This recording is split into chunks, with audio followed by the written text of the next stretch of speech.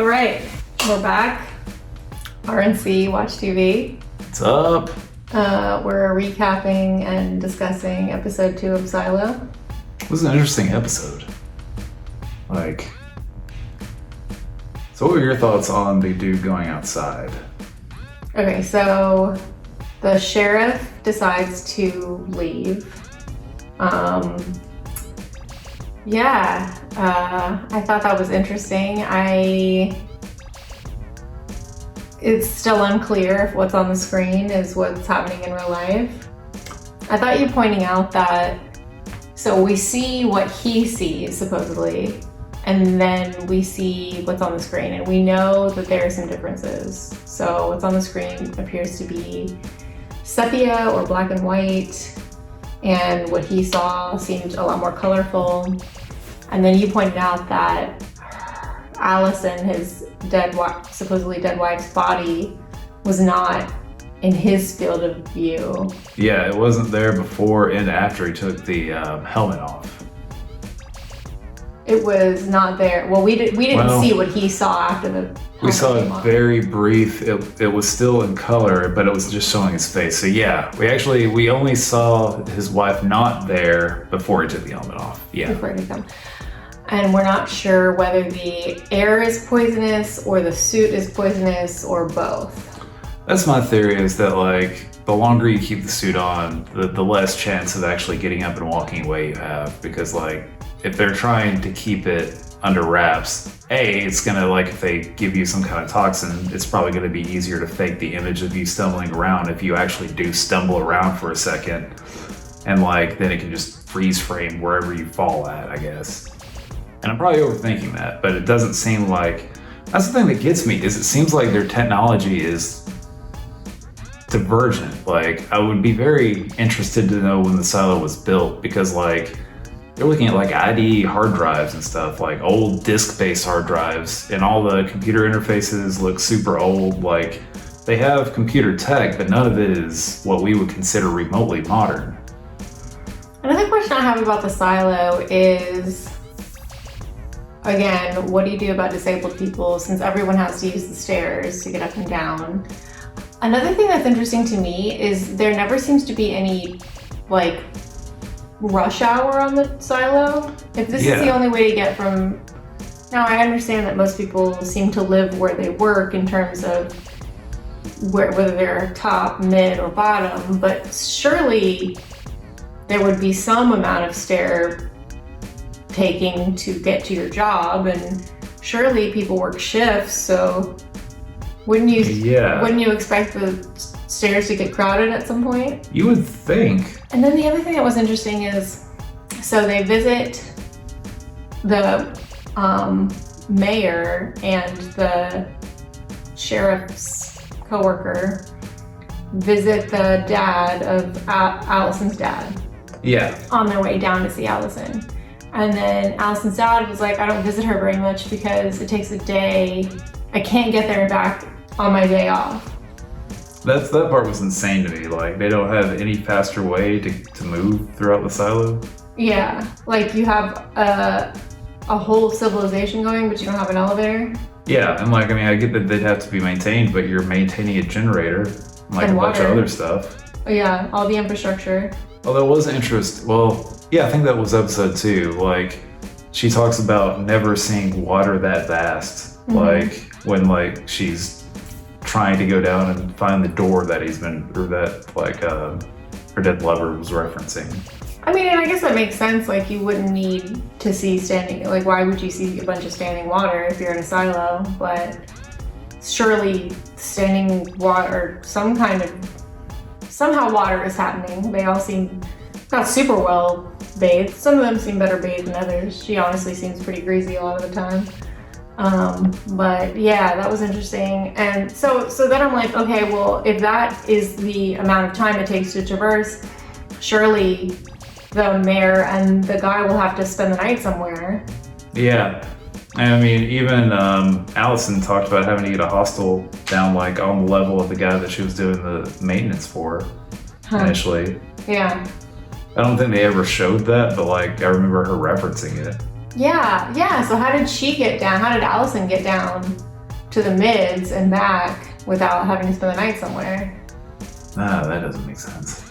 Anyway, I thought that was weird, but yeah, like I really liked the scene. I think the most memorable scene for me was when Allison was by the water and like, first of all, some real upper body strength to be able to climb down the rope and then back up the rope and then get yourself back up onto the ledge. I think I used the wrong Allison. I was talking about his. Oh, I'm thinking of Julia. I'm sorry. I renamed her. Julia went down. No, that was some insane upper body strength. That was wild. Slipping and then still being able to pull yourself back up a rope, which, I mean, I guess at that point it's like all your adrenaline and fight or flight and everything is kicked in. Yeah, I mean, and she works, she does hard.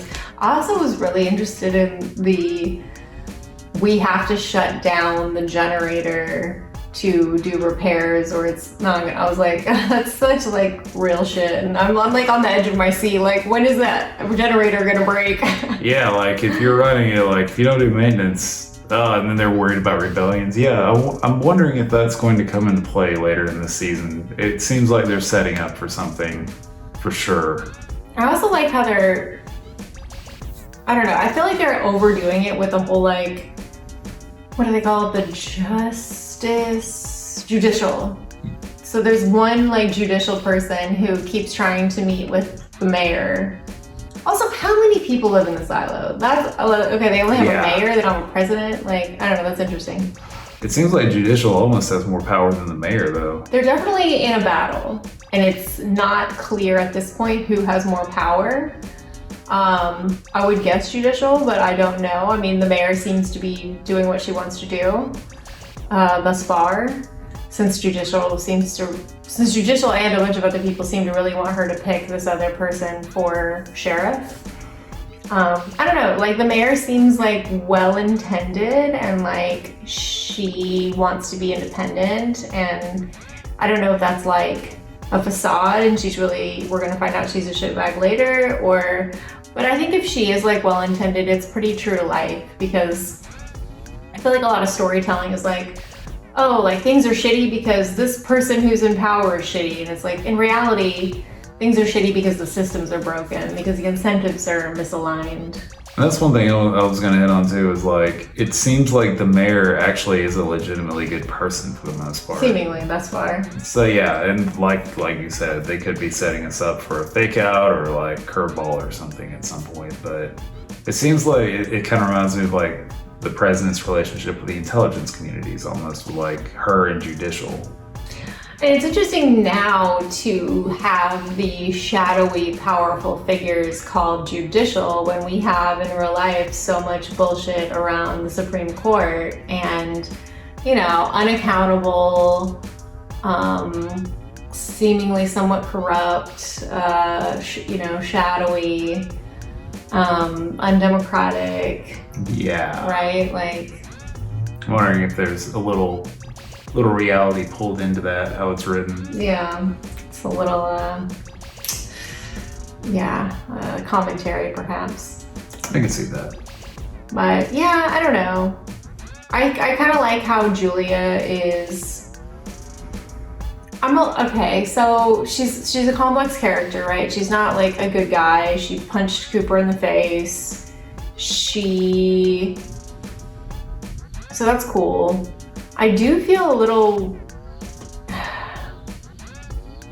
I understand that she loved George and she wants to find out what happened to him, but it's a little unclear like why she's so single-minded on this, and doesn't seem to have much concern for what might be lost in the search for what happened to George. Like, at the end of the day, I guess I understand wanting to know, but obviously there are limits. Like, what are you willing to sacrifice to find out? And I feel like we haven't been given all of her backstory yet, because we don't really know much about her previously, aside from she has a father that doesn't really talk to her still, and because of allegedly, which he did try to change the subject pretty quick and like walk away, it seemed like. Oh yeah, the dad was definitely shady as hell. Yeah, there was definitely something else there. I feel like maybe it'll make more sense once like they rebuild more of her backstory, but I feel like we're being fed bits and pieces still, so they can do like a full setup.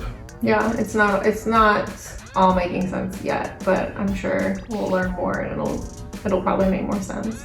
Yeah, they're probably gonna do what like they do with a lot of seasons now. The first 5 episodes are set up, and then the last 5 are just gonna be just insane hard hitting.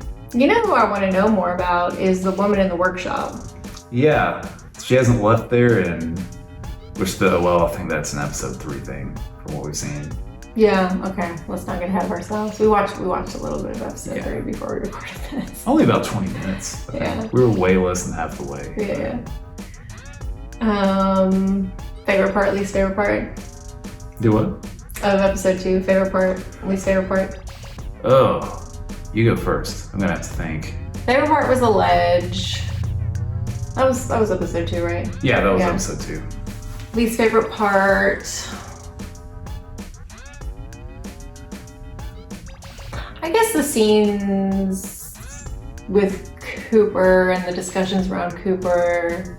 It was just kind of like, I get it. I don't know. Felt like it was a little drawn out. Yeah, some of the scenes, like the scene with Common when they're at the restaurant and Common is like putting pressure. I think that may have been a 3. Oh, never. But I'm not sure. But let's reference it anyway. No, we'll get to it. But yeah, it's a great show. I'm like on the edge of my seat. I'm like, I can't wait to find out more. Yeah, it's nice seeing Common in something again. Yeah, he's a very beautiful man. Haven't seen him since Hell on Wheels. Brandon. Anyway, I'll say the ledge scene is my favorite. I'm trying to think back to a scene that I just did not like. Yeah, nothing's really coming to mind. I also really did like the part where he went outside and they was like, oh God, you were right. And like, there's still some like question about whether or not he was hallucinating from something or what. But it did seem like they maintained like the color treatments and stuff of it being like nice outside, even when they briefly showed like his face while he was trying to regain his breath. One thing I'm curious about is why not have audio? Like, of them while they're outside? Yeah. If they're all realizing that it's nice outside. Right, but how do you justify that to the populace? That there's no audio? Technical limitations? Yeah. Because their literal view of that world is literally one hardwired camera back into the silo. So they probably, and I wonder if they're intentionally left without modern technology because of that, because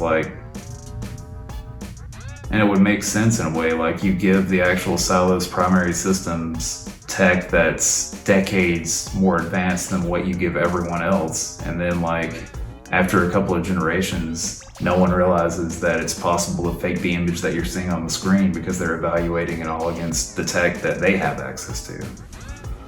Yeah. And you don't really have the hardware to really do any kind of technological innovation underground. You just have what you can keep recycling for generations. It's true, but it's hard to keep secrets like that for a long time. If the leadership really were using like super advanced tech, like people talk, like it would come out, I think. If you kept it in judicial and it was completely isolated, then it could technically make sense. Because it doesn't seem like the mayor had, like, she's going back through notebooks written by like logs from all the past mayors. Like, it's not even digitized. Like, they're still using handwriting for like everything. The other thing I want to know is, so we're supposed to believe this is a pretty authoritarian state. Yeah. But they're not under, and it's a very small geographical area, and it's all inside. It's the perfect setup for total surveillance. Yeah. But we're supposed to believe that a place as consequential and public as the stairwell isn't being surveilled? There's no video or audio?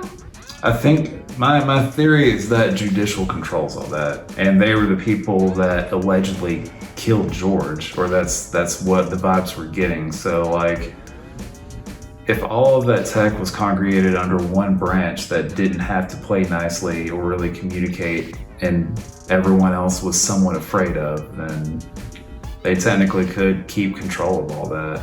So it is being surveilled, but law enforcement doesn't know about it, only judicial. That's my theory, because law enforcement also seems like they don't have any advanced tech themselves. You have IT, but yeah, it just seems like, I don't know. It seems like citizens would, do they even have like video recording? Because they found a camcorder and didn't know what it was. yeah, I don't think they have any kind of But recording. they have a camera because it's outside, so they know cameras exist and what they are. But they refer to it as a sensor. They never actually refer to it as a camera. That's true. It's true. Because the cleaning is, we cannot force you to clean the The sensors. sensors, yeah. Huh. And yeah, they seemed utterly baffled by like a handheld camcorder. Yeah. A relic. Anyway, that's about all of my thoughts on the episode. I thought it was good. I'm excited to see more. Yeah, it's gonna be awesome.